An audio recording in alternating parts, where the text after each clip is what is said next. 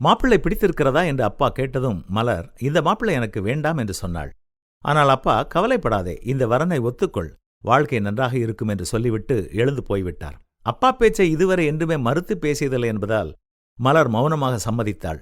திருமணம் முடிந்து புகுந்த வீட்டிற்குள் நுழைந்ததும் மலர் திகைத்து விட்டாள். சர்க்கரை நோயால் பாதிக்கப்பட்ட மாமனார், நரம்பு தளர்ச்சியால் கைகால் பாதித்த மாமியார், மூளை வளர்ச்சி குறைந்த 25 வயது நாத்தனார் கண்ணை கட்டி காட்டில் விட்டது போலிருந்தது. ஏனோதானோ என்று வீட்டு வேலைகளை செய்தாள். யார் எதை கேட்டாலும் எரிந்து எரிந்து விழுந்தாள். ஆனால் அந்த குடும்பம் அவளை அன்பால் குளிப்பாட்டியது. அவளுடைய கணவர் அவள் மேல் வைத்த அன்பிற்கு பஞ்சமில்லை. மாமியார் அவளை அன்போடு அரவணைத்துச் சென்றார். ஆனாலும் மலர் புகுந்த வீட்டில் 6 மாதம், பிறந்த வீட்டில் 6 மாதமாக நாட்களை கழித்து வந்தாள். ஒரு நாள் அவள் தன்னுடைய தாய் வீட்டிற்கு கிளம்பும்போது அவளுடைய மாமியார் அவளிடம், நீ உன் அம்மா வீட்டில் எவ்வளவு நாள் சந்தோஷமா இருக்கணும்னு நினைக்கிறியோ அவ்வளவு நாள் சந்தோஷமாக இருந்துவிட்டு வா. ஆனா உன் வருகைக்காக இங்கே ஒரு குடும்பம் காத்துக்கிட்டு இருக்கும் என்பதை மட்டும் எப்போதும் மறந்து விடாதே என்று சொல்ல, முன்னோக்கி நடந்த மலரின் கால்கள் பின்னோக்கி நகர்ந்தது. கையிலிருந்த பெட்டி கீழே விழுந்தது.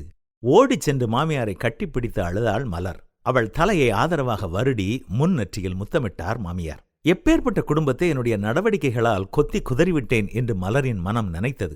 இதற்கு பரிகாரமாக நான் என்ன செய்வேன்? ஆண்டவனே, என்னை மன்னித்து விடு என்று மௌனமாக ஜெபித்தாள். இப்போது அவளுடைய பார்வையில் மாமியார் அம்மாவாக தெரிந்தார், மாமனார் அப்பாவாக தெரிந்தார், நாத்தனார் உடன்பரப்பாக தெரிந்தாள்.